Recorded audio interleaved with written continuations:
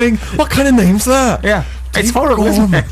Yeah, I think I might have one similar, actually. I can't My remember initial if she's more excitement so. at discovering I had one was pretty quickly diminished. Well, I want one of those Radio 2 style ones where it's actually... I'd love They're all that. made in America. I think they are, aren't There's they? the same, and you can hear, if you travel, you start to hear the same tunes being used for other radio stations. Yes, Which is absolutely. really alarming. Well, thank you for that link, because it segues us back nicely into a your professional. forthcoming documentary on More 4.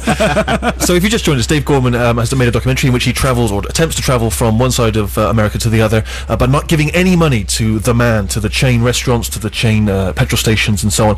And one of the things I noticed watching the documentary is that it seems surprisingly easy to not give money to the man when it comes to food and sort of basic amenities. Is that fair to say? Yeah, food is actually really easy. They're kind of down-home diners wherever you go. Yep. And actually, there's no hardship involved in that, because it's not like I would normally live on McDonald's anyway. Sure, So yeah. I'm not actually having to do anything different in my life to do that.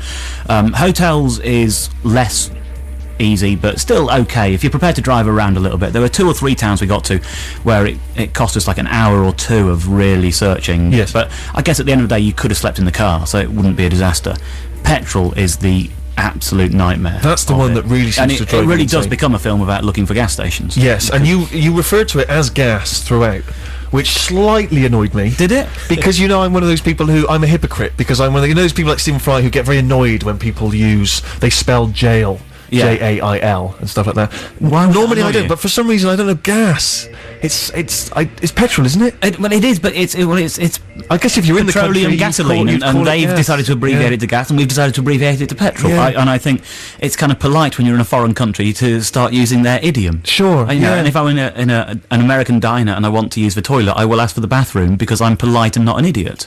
Yes. Yeah. But ask for the restroom, surely. Well, yeah. I mean, if you're going to go down that road, then... Yeah. But Yeah. I think it's just normal. What, did you to walk do on the that. sidewalk, or what? Yes, I did. Yeah. Right. Of course I walked on And the would you sidewalk. would you refer to it as a sidewalk? I would when I was in the States, yeah. Right, and you'd lift up, you know, Yeah. you'd bash One your of the- fender and you'd lift up the hood and stuff, would you? It's so much more glamorous lifting the hood Yeah. than lifting the bonnet. Yeah. I promise you, Yeah. lifting the bonnet is a really boring thing You need to some do. Lifting the aspirin. hood Well, you need feels some aspirin. glamorous. You go to the chemist, don't you? A pharmacist. The drugstore. Yeah, of course. Hey, come on, Daddy, eh?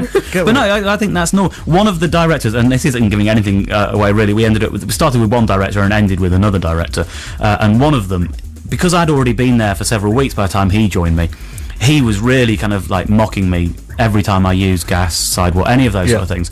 And then within 3 days he started doing it. I know what you mean. It does. And you do kind just of get sucked quickly- into it. Yeah. And actually, if you keep stopping and saying, "Excuse me, is there a gas station nearby?"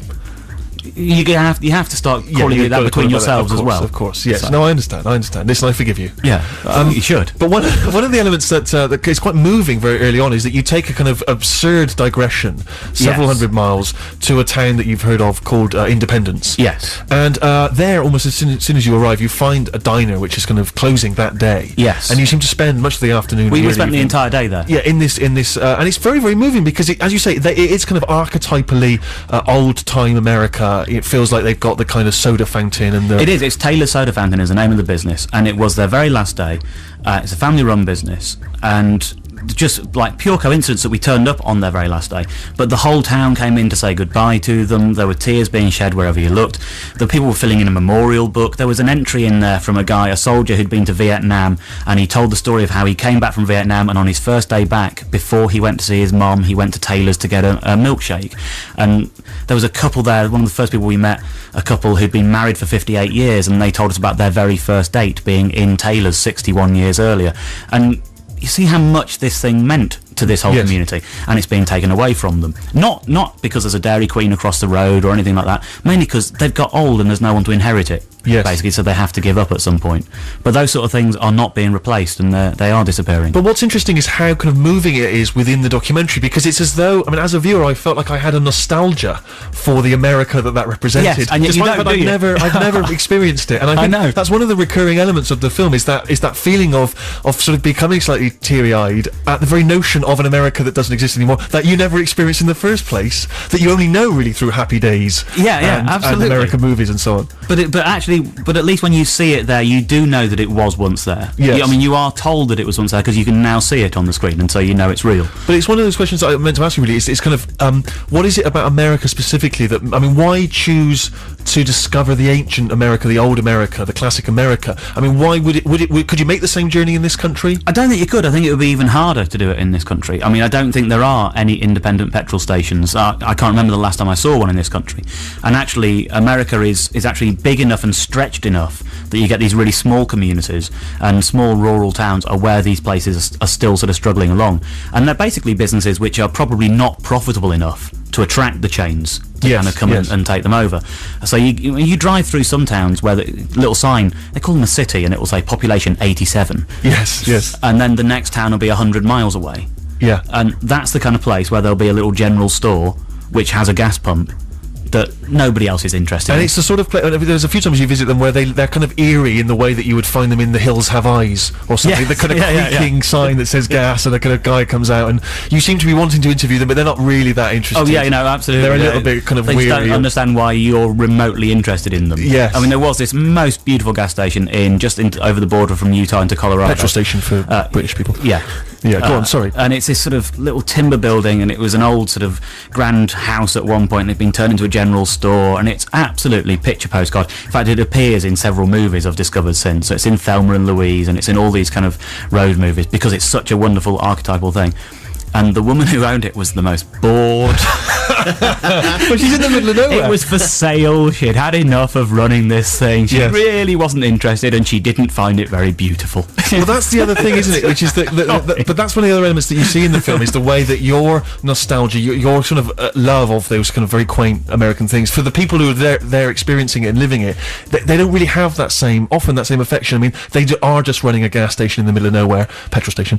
They are, you know what I mean? You see how easy it is? I know what you mean. It's very hard to resist, isn't it? But it is, but I think you find that actually with sort of, and this is a kind of rural-city divide, even in this country you find, where city folk want farming communities to keep the country beautiful for them to look at. And farming communities think, no, this is how we make our money, and if I want to dig a big hole here and it looks, there's this kind of big divide about, well, no, I make my living doing this. Sure, so I'm not here to make it pretty. Just so that you can drive down from the city. Yeah, exactly. And the same, I think it's probably global, isn't it, that kind of division? Well, I wondered as well if part of the reason that there's some quite moving moments in the film, even though it's in America we don't really, or haven't really experienced, is that feeling, that creeping feeling that as it's eating up America, as the corporate is eating America, it will ultimately eat us up as well. And that, as you say, there's now independent kind of stores and so on seem to be going even faster in this country than I think we're probably in a worse state, genuinely, than America is for this, because of the kind of how remote you can be in some place in America. We were in a place in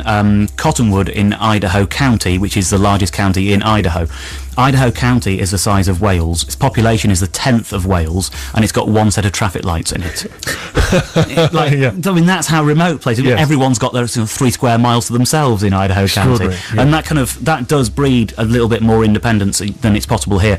And now, even in this country, even in like quite small villages, what used to be the corner store is now like a Tesco Express, or something. Yes, absolutely. And there's nothing particularly evil about Tesco Express existing, other than it makes that village look exactly like that village, which is exactly like this village, which sort of diminishes the character of a place. Well, the city centres across England now are essentially the same. When you can walk up that kind of pedestrianised area, there's a Next, there's a Woolworths and so on. The only clue you have of how different a city is the fewer coats that are being worn the further north you are. Absolutely, yes. That's the only thing. and that's counterintuitive, but it appears to be true. So if, as I said, we've obviously been trying to formulate kind of water cooler opinion on today's show. If you could kind of summarise your trip and what you learnt from it in a kind of useful soundbite. So perhaps I'm in the pub, I'm trying to make conversation, I can say, well, listen, I'll tell you.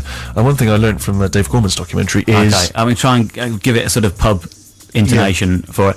I'll tell you what, if it tried to do that 20 years ago, it would have been easy, wouldn't it? Tried to do it in 20 years' time, no chance. Perfect, lovely, exactly. That's exactly what we're after. Let's have another tune from Dave, and we'll talk a bit more to him about perhaps more general stuff. You know, depending on how you feel about that, Dave. I'm absolutely happy to do that. Okay, great. As long as you're happy. Yeah, I'm enjoying the water cooler opinion. This is Carter the Unstoppable Sex Machine and The Only Living Boy in New Cross. Of course. Hello, good evening. an old favourite of Steve's show, Los Campesinos and Death to Los Campesinos, and their debut album is actually out February 25th. Hold on now, youngster, and that is released as a single on the 18th of February. We will be talking again to Dave Gorman shortly, but we need to squeeze in a musical choice from Sammy. But before that, you tell me you've just got a rev. Well, it was just, I've gone by 4 weeks since being on the show and thinking, do you know what? It's been pretty uneventful, other than falling into a wall full of crisps. Haven't Look really forward to that achieved later, listeners. We'll be getting that story before the end of the show. Yesterday, well, over the past couple of weeks, I've been having this problem in my room. My room's painted entirely white. Went into my room the other week, and it looked like The Wall, as in Pink Floyd's The Wall. On the wall, you could see the markouts of all the All the bricks. bricks, right. It was really weird. Didn't know what was happening, but actually looked pretty cool, so I accepted that and moved on. My dad went out and bought a damp meter just to see what, in case it was something odd going on with the brickwork. Him being... He didn't already have a damp meter, because he's the kind of guy who I'd I imagine think he has may got have several. had one that, had corroded or something. Sure. He's got all sorts of things. He's got one of those things that squeals if you put it near wires. They're fun for an They're afternoon. great. So he tested the walls. It was fine. My mum said later on that afternoon, oh, you can put it on the palm of your hand and it'll feel the damp, and your dad stuck it on his tongue before and it squealed, and oh well, that's nice. So we had it, and I was in their bedroom. Well, I had it, and I they've thought, got to do that, while they, because of course, it's just one of those things yeah. to do, like putting batteries in your mouth. You've got to do it. Yeah. So we had it, and I was like, I wonder which bits of me are damp. So I put it on the palm of my hand, and I was like, oh, that did actually make a noise. I mean, a lot of people would say you'd already know that information if you just stopped to think It's about one it. of those idle things you do. So I thought, all right, and then I put it on my face and no noise. I thought, that's interesting. I've got good skin. If it's, that's good. So the palm of the hand, fine. Palm of the hand's fine. That's not it made sweaty. a slight squeal. It kind of goes, and then gets more high pitched the Okay. damper something is. Sure. But if you put it in water, it doesn't make any noise. Interesting. Fact. Interesting, yeah. So I thought, right. Use that, guys. That's pub conversation for you right So there. there's Yeah. Dave's next tour. Is which parts of me are damp? Water isn't damp. That's the thing I'm taking No, away it's from wet. this. Water isn't damp. It's wet. That's Okay. the difference, I think. I all believe. right. Okay, so your palm of the hand's not damp, No, the cheek's not damp. So we're going and investigating a bit further. I stuck it up my nose. My nose was damp. And then I'm trying different bits of it. Put it in my armpit. That was a quite hilarious squeal. Made That my was mum laughing. particularly damp, yeah. In my belly button. And then I went for the grand finale of sticking it in my bum crack. Pulled my jeans down, stuck it in my bum crack, turned around, made my mum laugh. That was the only point of doing it, was to make my mum laugh, like you do. Do you have television in the north? We don't have much. It was Saturday afternoon. There's nothing else going on. It was starting to get There's dark. no We're gonna have one to be around else the fire. anywhere in the world who's that's how they're occupying their Saturday afternoon. It doesn't happen. Well, you made her laugh. I saw my mum's face light up. She's That's not in a worth sticking coma. damp You don't meter need in to your bum. constantly entertain her. And who entertains their mum by sticking things up their Oh, arse? come on, Har. But that's what she did. Please. Come on! But I've been doing some DIY So your nether regions were damp. It was a little didn't damp. It establish was a that. little It was a sweaty. touchdown. Because I've been doing some DIY. That's fine. Oh. Went back to doing my DIY. I was building my shelf. My dad came in with the damp meter. Didn't know I'd seen his tongue trick, and I went, I've just took that my arse, and Right. he didn't hear me. That's horrific. This is horrific. He stuck it on his tongue. I went, no, I've just said, I've literally just had that on my bum. And he went, oh crap, it tastes weird, and went all freaked out because it was going to taste sweaty. I was going, that's my armpit, not my bum. So I had this huge... Shut up! This is the first show back. What the hell are you doing? I've been trying to take it more culturally upmarket. But you're scaring the listeners, Steve. You can't keep saying these words. Some of the words you've been using are No, outrageous on they're a Sunday fine, they're afternoon. fine. Are you basically angling for the role as the new Beadle? Is that what you're trying to do? In his absence. I'm not as good as that man in a million years, but still, it was the source of much merriment in our house yesterday. The fact that my dad then stuck that on his tongue after I'd already just Shut said up! no. All right, okay. This is one of the most horrific things I've ever heard. I can't. not Right, from now on, horrendous. you are running every story past me before you start opening your mouth on the. On Haven't heard the air. about the What's the crisps tune? yet. What's, You don't know what happened. What's the tune? The tune is from Ian Ball's solo album. Ian Ball, if Oh, you don't balls. She know, has to use balls. What's it? It's just. I can get worse. It's you. You normally turn these things around, Harry. Don't turn this back on me. Right. You're the one who brought up arse crack. I was. I love the It fact was you've the held very a story back in reserve. You've got the crisp story. You're thinking, well, that's going to top it. There's something bigger than this. The very top of my bum crack. It was Shut up! Don't say it anymore. Please don't say it anymore, because you know what I mean. This could Can we be. say crevice? Shut up. We could.